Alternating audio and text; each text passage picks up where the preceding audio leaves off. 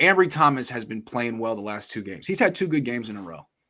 I think part of that is the fact that Norman's been bad and teams have been picking on him. And also I think Ambry's gotten just a little bit lucky in the sense that in Tennessee, he got away with some contact in the end zone. That's fine, happens. Just it won't always happen. Mm-hmm. And then you forget, but he got away with a 43-yard pass interference penalty that got called back because someone on Houston was holding in the backfield or something. So I'm just saying, if Mosley comes back, Thomas is on the field most likely. He's going to have to go up against Odell Beckham Jr., who really wasn't a factor in the first game. He'd just been on the team for 2 days. He didn't know the offense. They put him in this opening script, and then he was pretty much not a non-factor. He's going to be a factor in this game, and I think this matchup between Ambry and Odell is a big one. He's faced better receivers than Odell Beckham, but what do you think? What do you anticipate from this matchup? I think Ambry is going to have to make a play. I think if you think about it, in the past couple of weeks, he's been in position to make, off the top of my head, 3 picks. He should have had 3 picks. Yes. This is a week where he has to come up with that pick.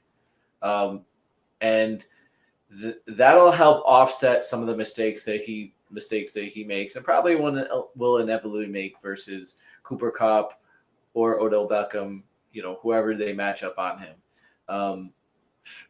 He has gotten better, but he's going to have to make some of those plays where he hasn't in the last couple games. He could have had a pick 6 in the last game. And the previous game, I think versus Titans, as I recall, he had an opportunity to pick off 2 balls.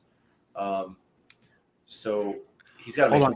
Let me say, I'm going to take a different tack here. Make a play would be great. He has to not get burned deep, because I'm not sold that he's gotten over that issue. He did have a long pass interference penalty. He's a big play waiting to happen, in my opinion, even though, he gave up a big play to A.J. Brown in his really good game a couple of weeks ago, and this one he almost did, but it got called back. Is he going to give up the big play? If he doesn't, if he can just kind of keep stuff in front of him, not give up a touchdown, no big plays, even if he doesn't have an interception, you'd have to take that as a win, considering that this is definitely a matchup disadvantage for the 49ers. See, I'm looking at it as I think he is going to give up the big play, so where am I going to get Where am I going to get something back? Get it back. Yeah. How can I get it back? And honestly, in my opinion, I prefer corners that don't give up the big plays. I'll live with not getting a big play as long as you don't give up the big plays. Right. However, I see him putting himself in position. So to me, I think it's probably more probable that you can get him to get one of those balls than to stop giving up deep passes. Although if you give him help, maybe on certain instances, that might help him. Yeah.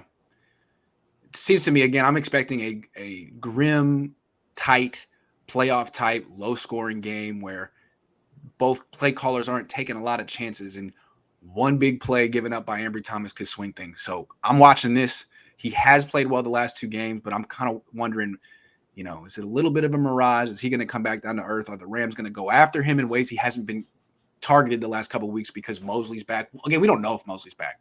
It could be Norman again. In which case, they are going to target him, and they will. And depending on how that goes, it'll determine whether they target him more, and they'll target Norman. And depending on how that goes, they're going to pick see who's the weakest link.